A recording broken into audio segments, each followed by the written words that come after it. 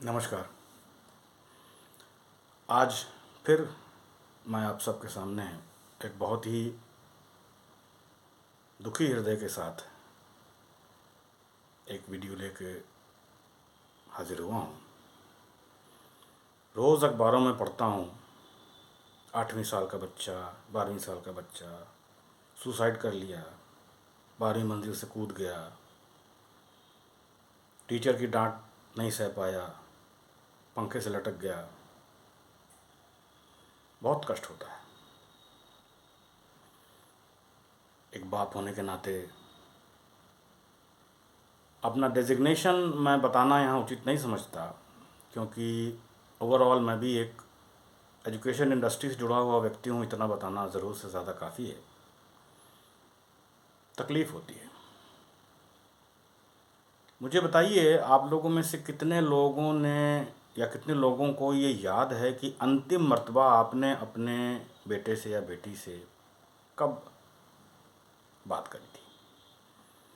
उसको पास बुला करके, उसको अपने पास बिठा करके, उसके सर पे हाथ फेर करके आप लोगों ने उससे अंतिम मर्तबा कब बात करी थी कि बेटा सब ठीक ठाक चल रहा है, तुम्हें कुछ चाहिए तो नहीं, स्कूल में कोई तकलीफ़ तो नहीं है, कोई सहकर्मी सहपाठी तुम्हें परेशान तो नहीं करता है, घर में किसी बात की दिक्कत तो नहीं है? आपने उसका अंतर्मन कब कब टटोलने की कोशिश करी कि उसको कोई ना कोई बात ऐसी अंदर ही अंदर खाए जा रही है या साल रही है, जो 8वीं साल का बच्चा, 9वीं साल का बच्चा, 12 साल का बच्चा अपनी जान देने पे आमादा हो गया। आप उसके मन की पीड़ा की पराकाष्ठा का अंदाज़ा लगाइए कि उसको किस चीज़ ने इतना परेशान कर दिया कि वो अपनी जान लेने पे आमादा हो गया।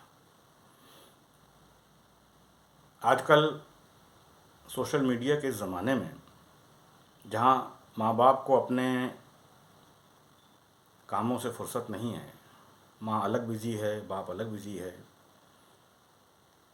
मोबाइल जीवन का एक अविभाज्य हिस्सा बन गया है, तो शायद आप मोबाइल पे वक्त बिताना ज़्यादा पसंद करेंगे, अपने नौनिहाल के साथ बैठ करके वक्त बिताना आप कम पसंद करेंगे। दोस्तों, ये कोई बहुत अच्छी बात नहीं है। हम लोग अपना बेस्ट किसके लिए दे रहे हैं? इन बच्चों के लिए ही तो दे रहे हैं, इन बच्चों के लिए ही तो जी रहे हैं। कितनी योनियों के बाद मनुष्य योनि प्राप्त होती है, मनुष्य जीवन प्राप्त होता है। उसको सत्कर्मों में लगाना, इसके ऊपर ये बच्चे हमारे देश की धरोहर हैं, ये बच्चे हमारे देश की अमानत हैं। मेरी हाथ जोड़ करके आपसे प्रार्थना है कि इन पर ध्यान दीजिए, इनके अंतर्मन को टटोलिए।